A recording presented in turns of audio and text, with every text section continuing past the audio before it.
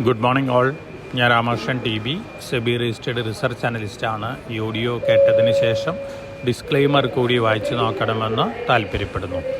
ഇന്ന് നമ്മൾ എക്സ്പെക്റ്റ് ചെയ്യുന്നത് വീക്ക് ഓപ്പണിംഗ് ആണ്. ഏഷ്യൻ മാർക്കറ്റുകളെല്ലാം തന്നെ വീക്കായിട്ടാണ് ട്രേഡ് ചെയ്യുന്നത്. അമേരിക്കയിൽ നല്ല സെല്ലിംഗ് പ്രഷറായിരുന്നു.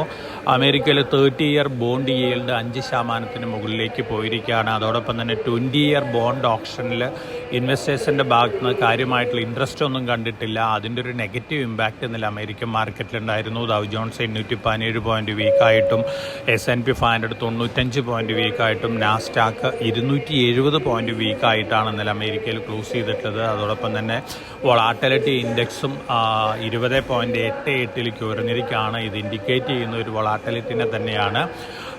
യൂറോപ്പ് ഇന്നലെ മിക്സഡ് ആയിരുന്നു. ഏഷ്യൻ മാർക്കറ്റുകൾ ഇന്നലെ ജാപ്പനീസ് മാർക്കറ്റുകൾ വീക്കായിരുന്നു. അതേസമയം മറ്റെല്ലാ മാർക്കറ്റുകളും ബെറ്റർ ആയിരുന്നു. നമ്മളും ഇന്നലെ സ്ലൈറ്റ്ലി ബെറ്റർ ആയിട്ടാണ് ക്ലോസ് ചെയ്തിരുന്നത്.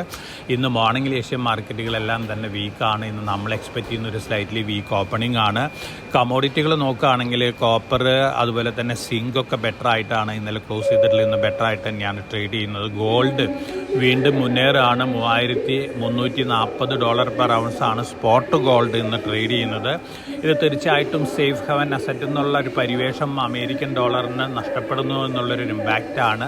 ഗോൾഡിന് തീർച്ചയായിട്ടും ഒരു പോസിറ്റീവ് ഇമ്പാക്റ്റാണ് ഇത് നൽകാൻ പോകുന്നത്. അതിൻ്റെ ഒരു ഇമ്പാക്റ്റാണ് നമ്മൾ കമോഡിറ്റി മാർക്കറ്റിൽ കാണുന്നത്. അതോടൊപ്പം തന്നെ നമ്മൾ സ്റ്റോക്ക് സ്പെസിഫിക് ആയിട്ട് ന്യൂസ് ഫ്ലോസ് നോക്കുകയാണെങ്കിൽ Q4 റിസൾട്ടുകളെല്ലാം തന്നെ ഇൻലൈൻ വിത്ത് എക്സ്പെക്റ്റേഷനാണ് ഇന്നലെ പുറത്തു വന്നിട്ടുള്ളത്. നാൽക്കോ ബെറ്റർ ദാൻ എക്സ്പെക്റ്റേഷൻസ് ആണ്. അതുപോലെ തന്നെ mankind pharma better than expectations ആണ്. അതോടൊപ്പം തന്നെ ഇന്ന് ധാരാളം റിസൾട്ടുകൾ വരുന്നുണ്ട്. ITC ഉണ്ട്, സൺഫാർമയുണ്ട്. ഒപ്പം മറ്റ് ന്യൂസുകൾ നോക്കുകയാണെങ്കിൽ ഇൻഡസ്ഇൻഡ് ബാങ്കിൽ വീണ്ടും വലിയ രീതിയിൽ ലോസസ് വരാനുള്ള ചാൻസസ് ഉണ്ടെന്നുള്ള റിപ്പോർട്ടുകളാണ് വരുന്നത്. കീ മാനേജ്മെൻറ്റ് പേഴ്സൺസൊക്കെ ഇൻഡസ്ഇൻഡ് ബാങ്കിലെ ഇഷ്യൂസിൽ ഉൾപ്പെട്ടിട്ടുണ്ടോ എന്നുള്ള സംശയങ്ങളൊക്കെ ഉണ്ട്. തീർച്ചയായിട്ടും ഇൻഡസ്ഇൻഡ് ബാങ്കിൽ ഒരു വീക്ക് സെൻറ്റിമെൻ്റ് ആണെന്ന് എക്സ്പെക്റ്റ് ചെയ്യുന്നത്. പിന്നെ മാർക്കറ്റിൽ ഓവറോൾ സെൻറ്റിമെൻറ്റ് നോക്കുകയാണെങ്കിൽ ഒരു കോഷ്യസ് അപ്രോച്ചാണ്. അതേസമയം മോർഗൻ സ്റ്റാൻലിയൊക്കെ ഇന്ത്യൻ മാർക്കറ്റിനെ അപ്ഗ്രേഡ് ചെയ്തിരിക്കുകയാണ്. അടുത്ത വർഷം ജൂണോട് കൂടിയിട്ട് സെൻസസ് 89,000 ബുള്ളിഷ് സിനാരിയോയിൽ 1,00,000 വരെയൊക്കെ ഉയർന്നേക്കാന്നുള്ള റിപ്പോർട്ടുകളൊക്കെയാണ് മോർഗൻ സ്റ്റാൻലി പുറത്തുവിട്ടിട്ടുള്ളത്. JP മോർഗൻ പറഞ്ഞിരിക്കുന്നത് ചൈനീസ് മാർക്കറ്റുകൾ ബ്രോഡ് ബേസ്ഡ് റാലി നടത്തുന്നതാണ്. ഇത്തരത്തിലുള്ള റിപ്പോർട്ടുകളൊക്കെ ഉണ്ട്. എന്നിരുന്നാലും അമേരിക്കയിലുണ്ടാകുന്ന സെല്ലിംഗ് പ്രഷറിൻ്റെ ഒരു ഇമ്പാക്റ്റ് മറ്റ് ഗ്ലോബൽ മാർക്കറ്റുകളിലും ചെറുതായിട്ടുണ്ടാവാനുള്ള സാധ്യതയുണ്ട്. അതുകൊണ്ട് തന്നെ വളരെ കോഷൻ അപ്ലൈ ചെയ്യേണ്ടത് ആവശ്യമാണ്. മാർക്കറ്റ് താഴെ വരുമ്പോൾ ആസാദ് എഞ്ചിനീയറിങ് അതുപോലെ തന്നെ സോളാർ ഇൻഡസ്ട്രീസ് ഇത്തരത്തിലുള്ള സ്റ്റോക്കുകളിലൊക്കെ ലോങ് ടൈം പോയിന്റ് ഓഫ് വ്യൂവിൽ നിക്ഷേപിക്കുന്ന ഒരു ഡിസിഷൻ നന്നായിരിക്കും. നമ്മൾ എന്ത് തന്നെയായാലും നെഗറ്റീവ് ന്യൂസ് ഫ്ലോസിൻ്റെ ഒരു ഇമ്പാക്റ്റ് ഇന്ത്യൻ മാർക്കറ്റിലും കണ്ടേക്കാം.